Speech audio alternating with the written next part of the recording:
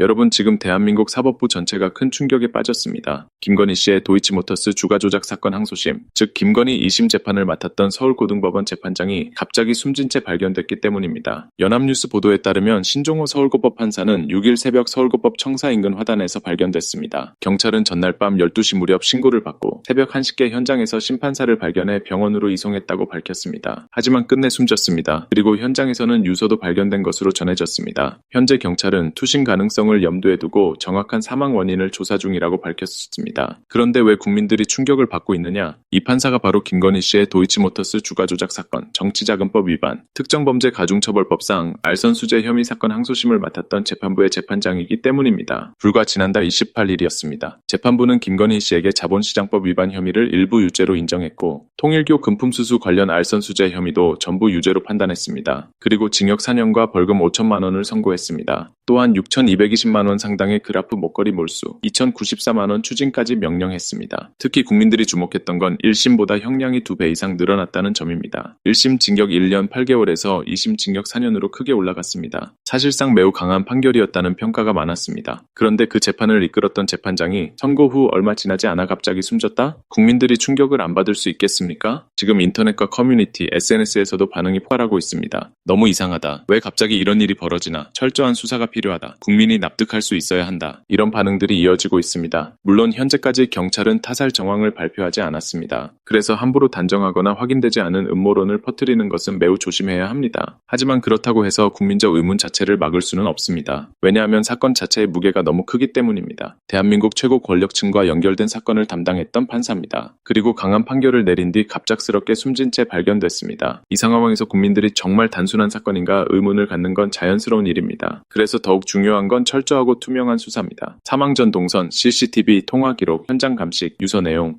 부검 결과까지 국민이 납득할 수 있도록 명확하게 밝혀져야 합니다. 조금이라도 의혹이 남는다면 대한민국 사법 시스템 전체에 대한 신뢰가 흔들릴 수 있기 때문입니다. 그리고 국민들이 가장 두려워하는 건 진실이 묻히는 것입니다. 이번 사건은 절대로 대충 넘어가서는 안 됩니다. 철저한 진상규명, 완전한 수사, 국민이 납득할 결과, 그것이 반드시 필요합니다. 여러분은 이번 사건 어떻게 보십니까? 댓글로 여러분 생각 남겨주시고 끝까지 진실이 밝혀지는지 함께 지켜봐야겠습니다.